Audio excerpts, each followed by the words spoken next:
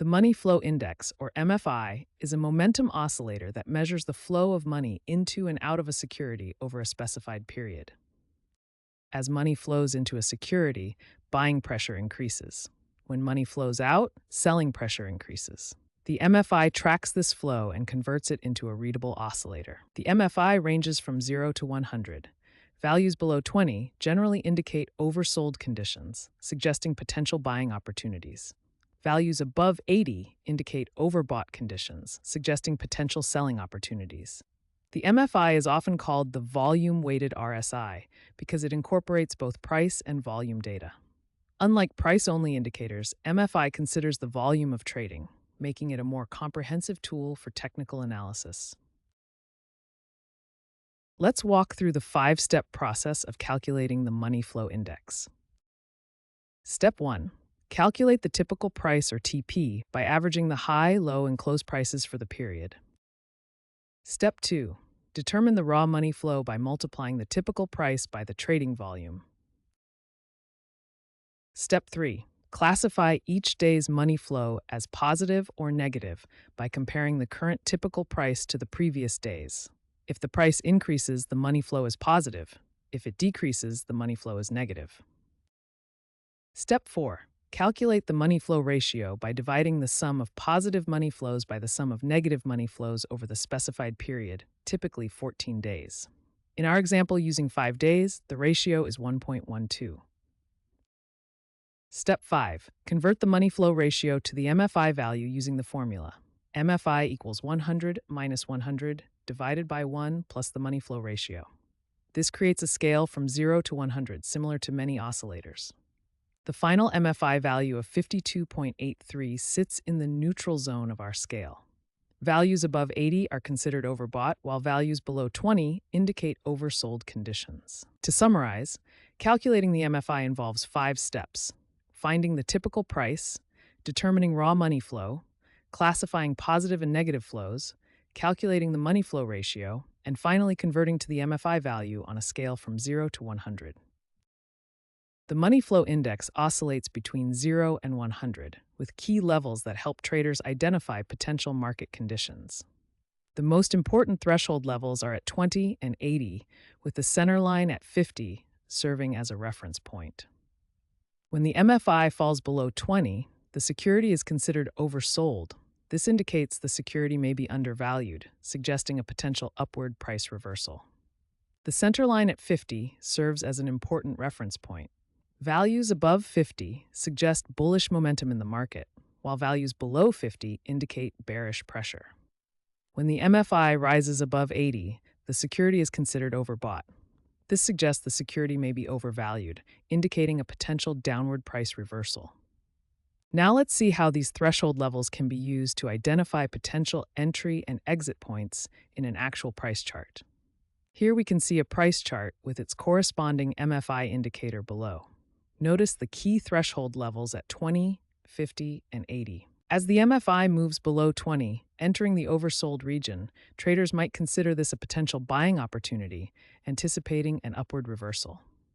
When the MFI rises above 80, entering the overbought zone, traders might prepare for a potential downward reversal, considering taking profits or establishing short positions. Crosses of the 50 center line can also signal shifts in momentum. Moving above 50 may confirm bullish sentiment, while dropping below 50 may confirm bearish pressure. By monitoring these key MFI threshold levels, traders can identify potential market turning points and make more informed trading decisions.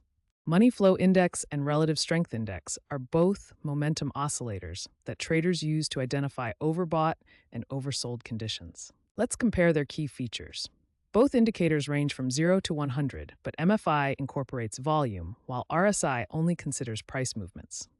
This volume component makes MFI potentially more responsive to significant market shifts that are backed by strong volume.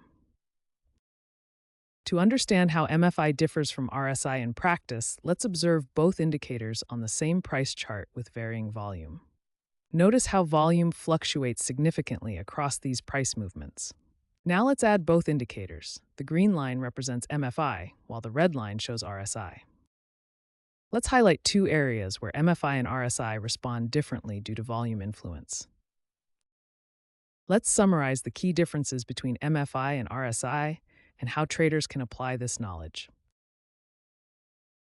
MFI divergences often carry more weight because they're confirmed by volume, which is why many traders use both indicators together for confirmation before making trading decisions. The money flow index provides specific trade signals that traders can use to time their entries and exits. Let's visualize how these signals appear on price charts. A common MFI strategy is to identify oversold conditions, where the MFI drops below 20 and then crosses back above it. This often signals a buying opportunity. Similarly, when the MFI rises above 80 and then crosses back below, this overbought condition often signals a selling opportunity. Another approach focuses on the 50 center line. When MFI crosses above 50, it suggests bullish momentum and potential long entries. Crosses below 50 indicate bearish momentum and potential short opportunities. While MFI signals can be powerful, experienced traders confirm them with other technical indicators or price patterns to increase their probability of success. To summarize, MFI provides several key trade signals: buy when crossing above 20, sell when crossing below 80, and consider trend direction with centerline crosses. For best results, always confirm these signals with other technical analysis tools. Failure swings in the money flow index can provide strong trading signals. Let's examine both bullish and bearish failure swing patterns in the MFI indicator. A bullish failure swing occurs in 4 steps. First, the MFI drops below 20, indicating an oversold condition. Next, the MFI rises back above the 20 threshold. Then it pulls back, but importantly stays above the 20 level. Finally, the MFI breaks its previous high, completing the bullish failure swing pattern. This pattern indicates a potential bullish reversal and provides a trading opportunity. A bearish failure swing also occurs in 4 steps. First, the MFI rises above 80, indicating an overbought condition. Next, the MFI drops below the 80 threshold. Then it bounces, but crucially stays below the 80 level. Finally, the MFI breaks its previous low, completing the bearish failure swing pattern. This pattern indicates a potential bearish reversal and provides a trading opportunity. Failure swings in the MFI have significant trading implications.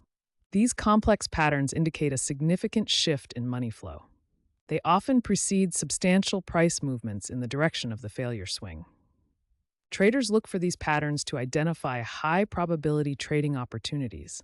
The pattern confirms a strong change in market sentiment and underlying buying or selling pressure. These patterns capture the ebb and flow of money into and out of a security, providing insight into likely future price movement.